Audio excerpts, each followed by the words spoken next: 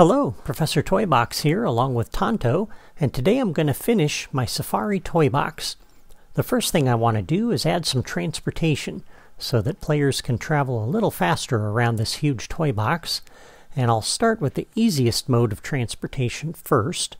So I've placed a vehicle summoner here in this shed, and you can find that in the Gameplay Toys drawer as you see, and it fits right in there. And I've also placed a button. And if we look at the vehicle properties here, under the generated vehicle options, both of these are off and movement style is set to loop. All of these apply to a path connected object, which we're not using, so don't really need to do anything with the properties. And to generate the vehicle, you just come over to the button and do a new logic connection. When pressed, come over to the vehicle summoner, go down to the toy box category, and I'm using the stunt buggy under here. I'd really like to have some kind of a Safari Jeep looking vehicle, but that's the closest thing I could find. So that's what I'm using for that. And when you push the button, the vehicle will appear in the shed. Now I've also got a little command center that I've set up over here with the level starter, which I've moved down here. And by the way, I've moved all of the toys underneath the terrain from last time, as you can see. But we have the level starter and the button that's hooked up to that. And then I've dropped another button here, and I've got this hooked up to the vehicle summoner. And I did a new logic connection on this button when pressed to remove all. So I have a way to take the vehicles out of the toy box if I need to. So that's the car, the stunt buggy, and you can use that to explore or to race around the toy box. And speaking of the race, let me just show you, I've added some vehicle weapon generators over here and a boost pad around the corner. And you'll see there's some other toys I've added. I'll talk about those here in a few minutes. Over on this end, let's see, it's just across the bridge over here. We've got some more vehicle weapon generators right before you get to the canyon. And then over around the final turn, as you're coming towards the finish line, I've added another boost pad here. So those are pretty easy to add, and I've added those in other videos. You can look at the Toy Box Tutorials episodes that talk about those, or my recent videos in the Toy Box Racing series. So I'm not going to show you how to set those up, because I've been doing that a lot lately. Alright, so that's the car. Now, for a safari, I think it's fun to have some animals to ride. And so I'm going to set up some mounts over here at the watering hole at the base of Pride Rock. And I thought it would be fun if each time you load up the toy box there's a random pair of mounts to ride. This makes it unpredictable and adds a bit of adventure because you never know what animals you'll find.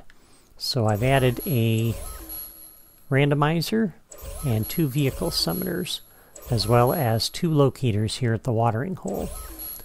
So for the vehicle summoners, on each of these we'll do a new locator connection. I'll connect the first one up to this locator,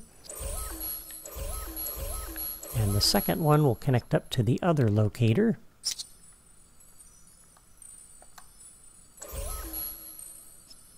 And when we're all done, we can move these below the terrain. Alright, and again, the default properties on those are fine. We'll come back over to our command center and go to the level starter. And on the level starter, we're going to do a new logic connection on Catalyze. We're going to come up to our randomizer.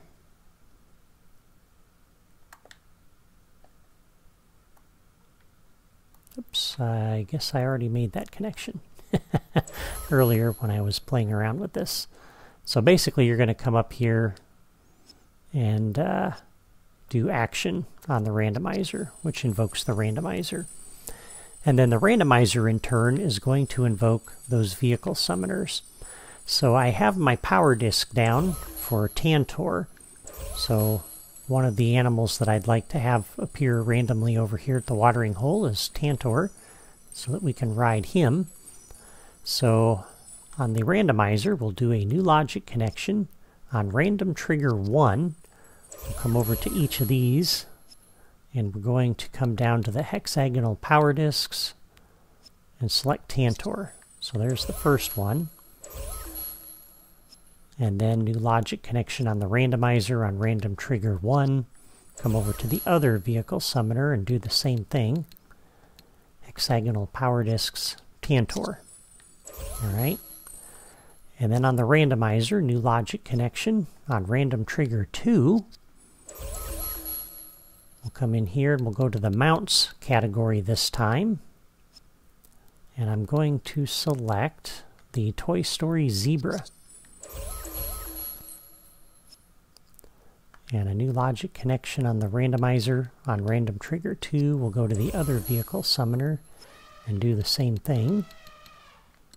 Mounts, Toy Story Zebra.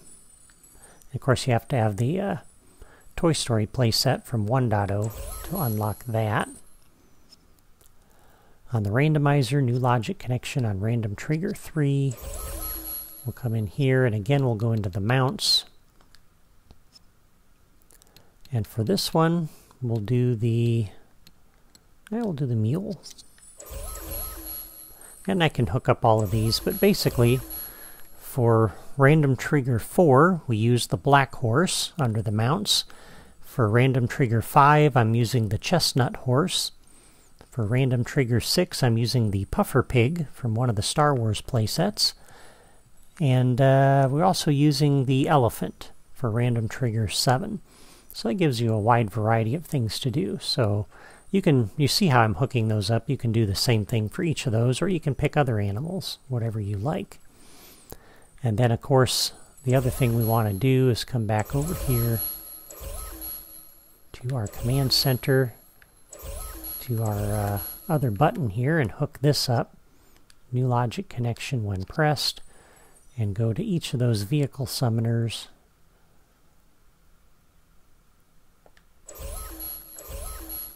And do a remove all so that we can have a way to take those mounts out, and you'll make that same logic connection for this second one, but I won't show you that because there's really not any point. Alright, now the next thing I want to do, we need some animals because right now this toy box is almost completely empty. A safari isn't any fun if there are no animals to see, and I really want a wide variety of animals for players to discover. The problem is, I can't just fill up this toy box with animals. That would cause two issues. The first issue is memory. Every time you add a new kind of AI-controlled entity, like a critter, a townsperson, a cast member, an enemy, or a physics ball, or a complex entity like a mount or a vehicle, it takes up a significant chunk of memory, and the bigger variety of entities you use, the more memory you consume. The second issue is lag. Every time you add one of those AI-controlled entities, it requires the CPU to work that much harder. Variety doesn't matter here so much as the total number of entities. On my Wii U, I can only add about 15 or 16 entities before the CPU gets bogged down to the point where it causes lag. On other systems, you might be able to add 20 or 30, but eventually your CPU is going to reach its limit too, and you'll end up with lag as well. So to work around these limitations, I've done several things. First, I've divided my toy box into multiple overlapping regions. And so I've got a region set up over here, I've got another one set up over here, and another one set up down this way, and I've put a bunch of these little controls for each of the regions. I've got 10 or 12 regions, and again they overlap a little bit. And as a player enters one of these regions, I generate the animals in that area, and when the player leaves the region, I remove the animals from that region. And that greatly minimizes the number of animals in the toy box at any given time, which saves memory and minimizes lag. And I'll show you how to do that in a moment. Second, I'm removing the townsperson for the mission giver. When the player leaves the camp, I take him out of the toy box, and you can see he's not there. And I showed you how to do this last time, so I'm not going to show you how to do that again here. Now, all of the zones in this toy box, except for one, are set up the exact same way. So I'll show you how to hook up the logic for one of them, and you can do the same for all of the other zones. And I'll also show you where my zones are and which animals I added to each zone. And then I'll show you the one that's a little bit different. So for each of the zones, we have 4 creativitoys we need. We have a dynamic trigger, a logic gate, a counter, and a replayer.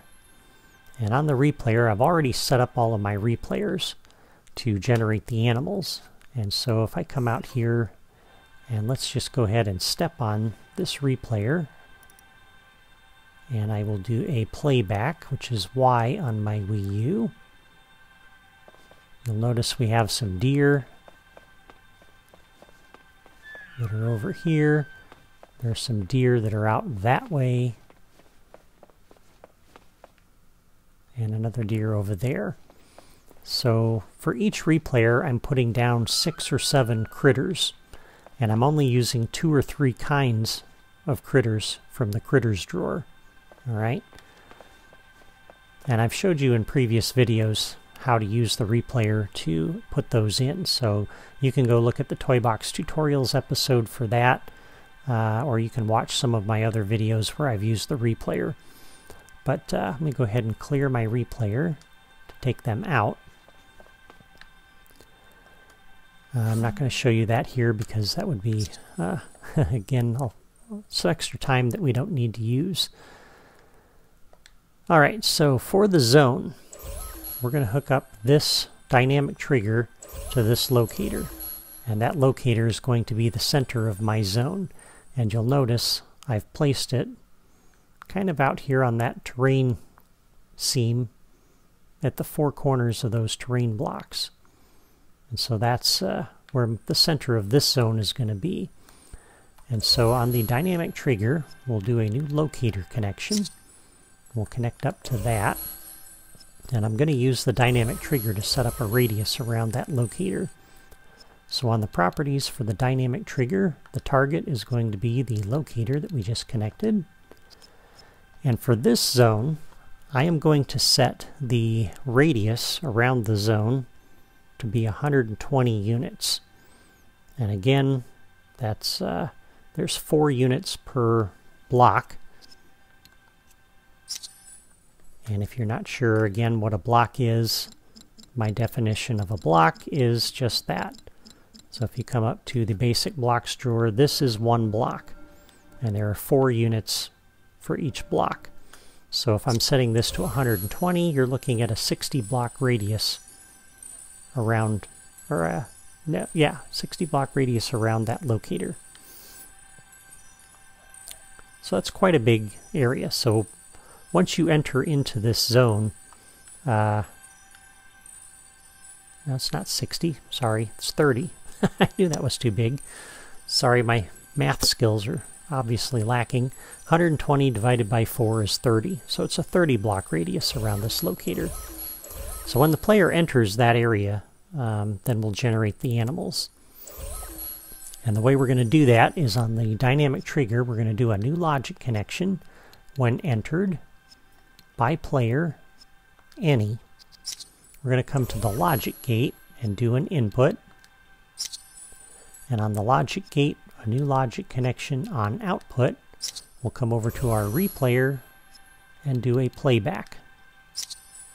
And we only want to do this 1 time. So if we have 2 players in the toy box, we need to make sure player 2 doesn't do a second playback on this replayer, because that would be a problem. So on the replayer, we're going to do a new logic connection. When this is played back, we're going to come back to the logic gate and close it. So that way when player 2 enters this area and it tries to send the signal through the logic gate, the gate will be closed and it won't go anywhere. Alright, now when the player leaves the area, we need to take the animals back out. And so we need to keep track of the number of players that are in this area, and that's why we have the counter. So on the properties for the counter, the target count of 2 is good because that's how many players we have to work with. Visible display, I'm going to turn that off. The player doesn't need to see it, and the rest of these properties are fine. Okay, so on the dynamic trigger, once again we'll do a new logic connection. When entered by player any, we're going to come over to the counter and increment that by 1. So every time a player enters this dynamic trigger, the radius around that marker, the counter is going to increment by 1. It's keeping track of the number of players that are in this area. Alright, and then likewise on the dynamic trigger, we need to do a new logic connection. When exited by player any, we want to come over to the counter and decrement it or decrement it by 1. So we need to keep track of which players are still in this area. And once all the players leave this area, then we can remove the animals. So on the counter, a new logic connection. When 0 is reached, which means all the players have left this area, we're going to do 2 things. First, we're going to come over to our replayer and clear it. Secondly, on the counter, a new logic connection. When 0 is reached, we'll come over to our logic gate and open it. Alright, and there we go. That's the logic for this zone. Now a couple of other things. When you're working in the toy box doing some edits or whatever, there are times when this can be a problem. When you're just trying to move through the area and you don't want this being turned on or off. And so what I've done, just to make the editing a little bit easier, because you might want to go in and add some other side quests or something. So what we're going to do is come over to our command center. And on the level starter, we're going to do a new logic connection. On catalyze, we're going to come over to our dynamic trigger for our zone here. And we're going to turn that off. And we're going to do that for the dynamic trigger in every zone. So when the player first enters the toy box, all of those zones are off. And you'll notice I have a trigger area set up over top of the starting pad. And so if I enter the toy box and I want to go do some editing, I can go immediately, while the player is still standing on that pad, I can go immediately into the editor and into Spark mode and leave that area without triggering the behavior on this trigger area. And so those dynamic triggers will still be off. And so I can wander around out here, go through all of the zones, and all those dynamic triggers will be off.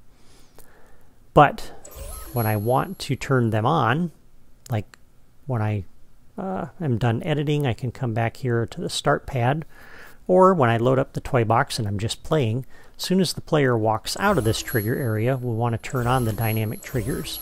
So on this trigger area, we'll do a new logic connection.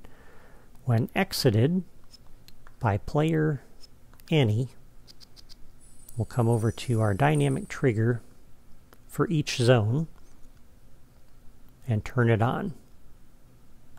So we come over here and we turn it on.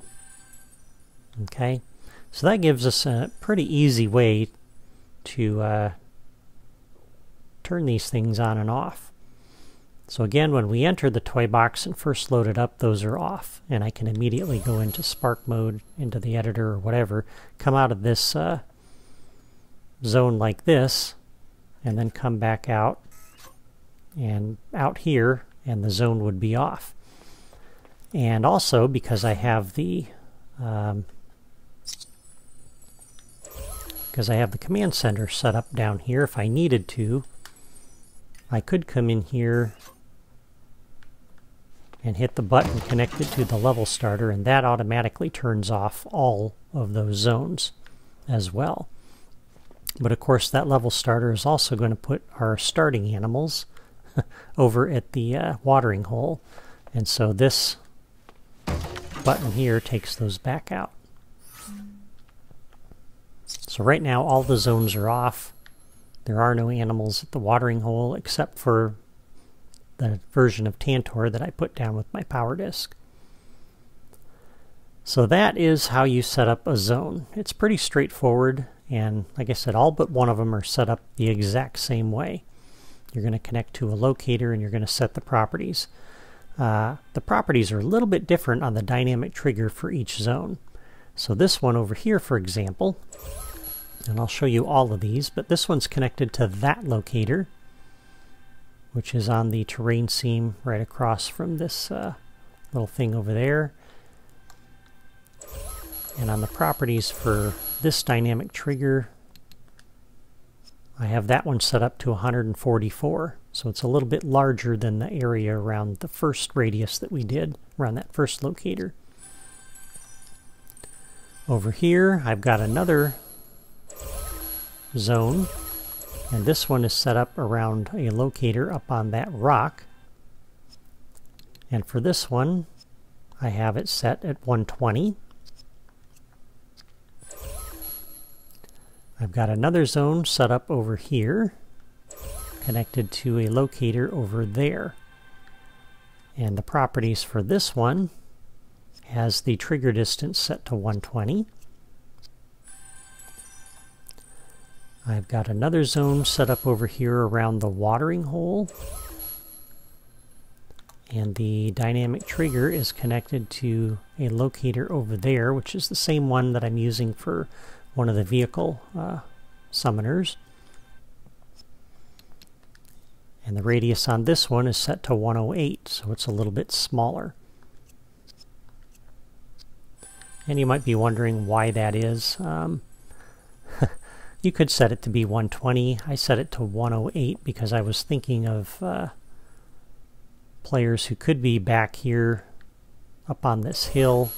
They're not going to see what's down there at the watering hole. Players out over this way aren't really going to see because there's rocks and trees and stuff around that, so I figured they could get a little bit closer before I put the animals in. There's another zone set up over here, and this one is connected to that locator, and the radius around this zone is 120.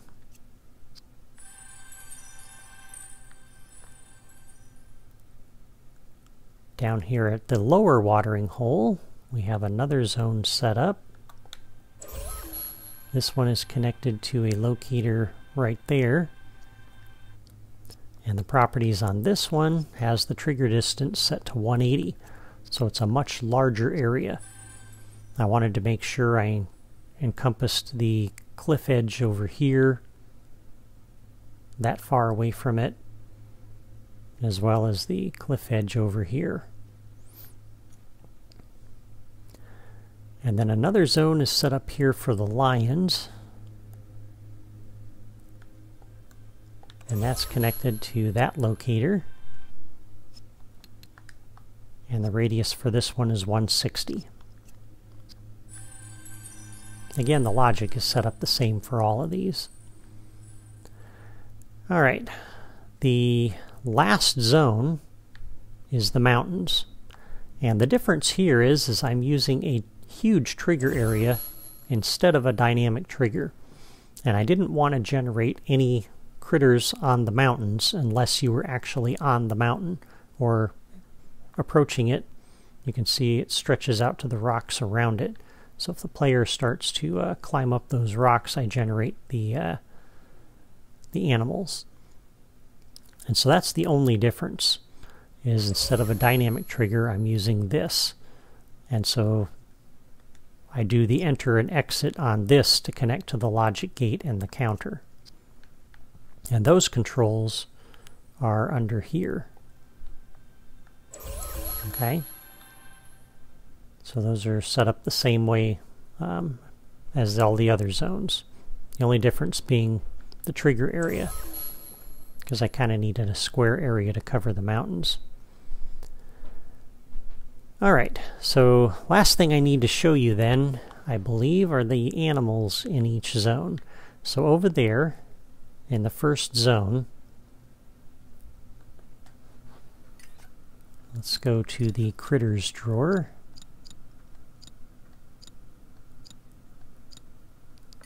Okay, this is where you find them all. And under here, for this first zone that I set up, again I'm using the deer and the buck. And I put 6 or 7 of them down around this area. And by putting 6 or 7 in each zone, which doesn't sound like a lot, and it really isn't, but the zones are overlapping. So as the player's moving from one zone to another, I want to keep some of the animals, you know, from both zones when they're in between the zones. And so when I have 2 zones active at the same time, that's 14 animals. And you figure they've got the animal that they're looking for the photography quest. That takes you to 15. If they have the mounts, that takes you to 17. And that's really pushing the limit on my Wii U. So that's why I have 6 or 7. And so I may have only 6 down there. I might have 7 here. I'm trying to limit the number of animals in overlapping zones to about 13. And so in this zone, we can come in here and step on this replayer, and I'll show you what I put down for this particular zone.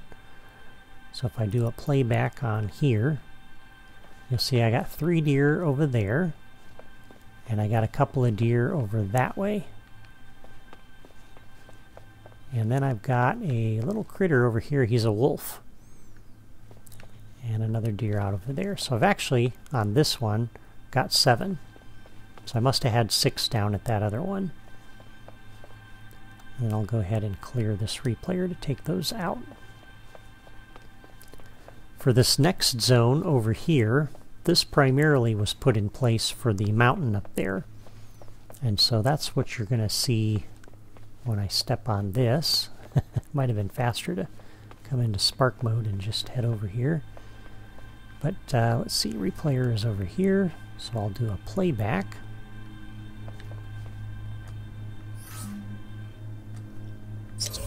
And you can see that there's a couple of deer down here. I've got some wolves up here, so there's 1, there's 2. There is a vulture circling up here.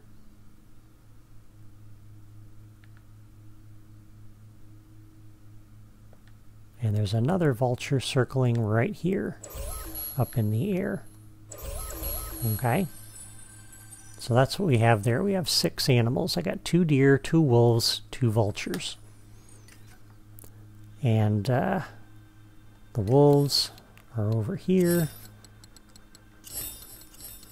The vultures, let's see, here they are. And these are from the Lone Ranger playset, so you have to have those to unlock that. But those, I love those because that adds just a whole new dimension, having these things circling in the air. I really like that.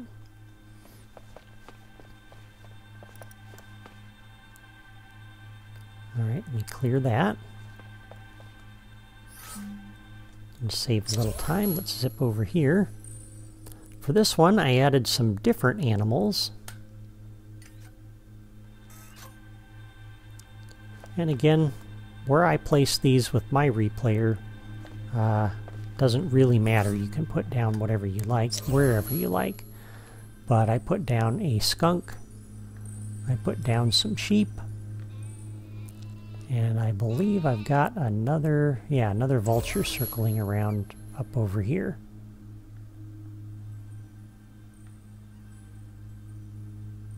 So that's what I have for that replayer. And again, I tried to mix this up so that you had different animals in each zone. So let me go ahead and clear that.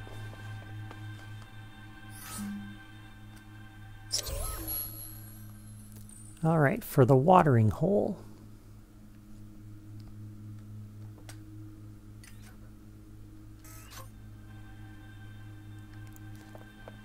Let's step on the replayer here. Do a playback. So I've got some monkeys. I've also got a frog over here underneath that tree. It's kind of hard to see. There he is, little green guy. There's a couple of monkeys up on these rocks. I've got a bear over here. And I think there's another monkey over there. So I think I've got a total of 4 monkeys, a frog, and a bear. But the nice thing is they move around a little bit, so they don't necessarily stay in the same place all the time. You might think there's more than there actually are.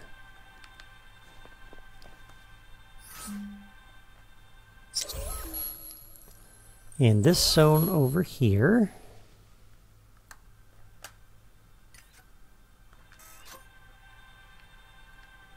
do a playback.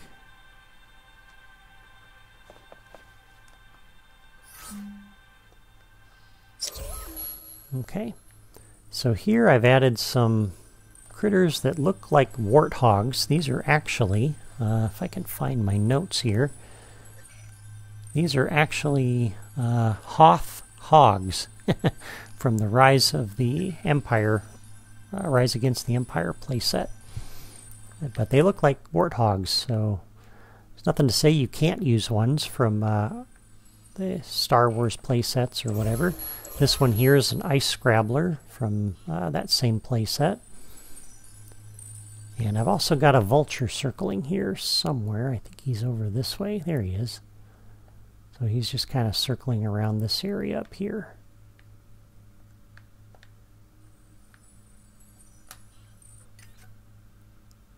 But yeah, you can use animals that don't happen to live on Earth if you want. I mean, it's Disney Infinity. You can put anything you want in your toy box. But some of those look a lot like things you'd see on Earth, so that's why I used them. For this one down here, let me show you what I put down and where. This replayer does a little bit more than just critters. So for this one, go ahead and do a playback. I also put down some flamingos out of the decorations drawer. I think those are from the Cars playset. I've got a few pandas up here on the rocks and wandering around below. There's a couple of rabbits here. And I think there's another ice scrabbler out that way.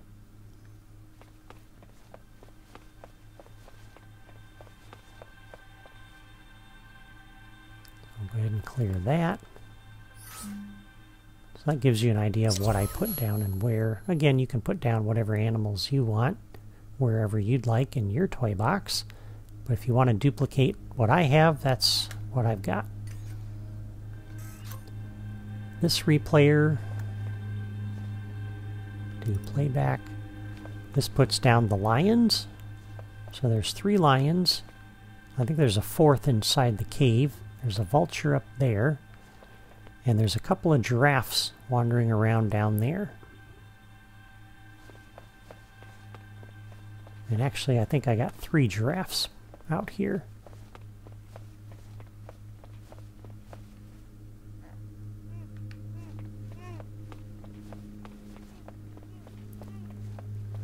I just love how those vultures look. Those are cool. Alright, we'll clear that. And then the last one is for the mountains. And rather than step on this one, maybe I'll just tell you what I've got. Because the replayer is down below, and it'll take a little time. But up here on the mountains, I added several mountain goats, and I kind of put them around the water there a little bit. I added some rabbits, I think 2 rabbits, and I put a vulture circling up kind of high above this pool up here. And he's circling around. So that's what I had there. So that's my Safari toy box. And with that, this short series is done. I hope you've enjoyed it, and I hope it's given you some ideas of how to do a safari or a photography quest in your own toy boxes. On Friday, I'll be finishing up my Game Grid Circuit racetrack, and then next week I'm going to be returning to my Disneyland series, and I'll be doing Tomorrowland next. I'll start with a playthrough of it on Monday, because this will be the first time anyone has seen this part of my Disneyland toy box. I've only shown glimpses of it in some of my other videos, so I'm excited to finally be able to show it to you. And then on Wednesday, I'll start showing you how to build it. Until then, I want to thank you for watching. Leave a comment before you go, and let me know what you think of my completed Safari toy box. For those of you who are building this toy box on your own consoles, be sure to check out the logic diagrams for this video on my blog. The link is in the video description. You can also subscribe to my channel by clicking my photo in the lower right corner. Have a great day!